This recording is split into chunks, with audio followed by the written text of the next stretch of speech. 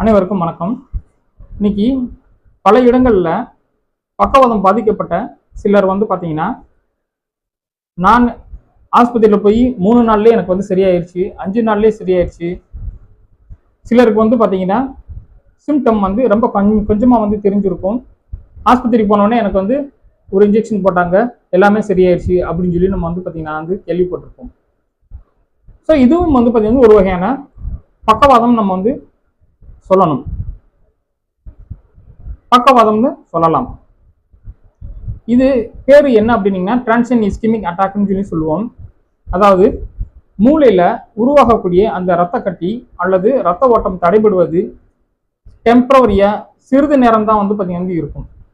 குறைந்தது 6 மணி நேரங்களுக்குள்ள இருந்து 12 மணி நேரங்களுக்குள்ள பார்த்தீங்கன்னா இது உருவாகி சரியாயிரும்.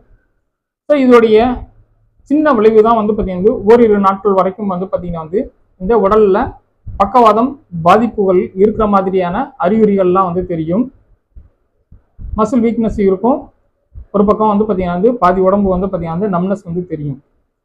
சில வேலைகள் செய்வதற்கு பார்த்தீங்கன்னா இவங்களுக்கு சற்று சிரமமாக இருக்கும். இவங்களுக்கு துணைக்கு ஒரு ஆள் கூட தேவைப்படலாம். ஆனா இந்த டிரான்சியன்ட் இஸ்கெமிக் அட்டாக் அல்லது மினி ஸ்ட்ரோக்னு கூட நம்ம சொல்லலாம்.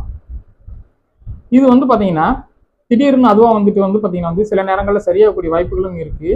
சில நேரங்களில் பார்த்தீங்கன்னா இந்த ஸ்ட்ரோக் ஏற்பட்ட உடனே 6 முதல் 12 மணி நேரத்துக்குள்ள சரியான மருத்துவம் செஞ்சிட்டோம்னா உடனே இது சரியாயிரும். இது நம்ம மினி ஸ்ட்ரோக் நம்ம சொல்லுவோம்.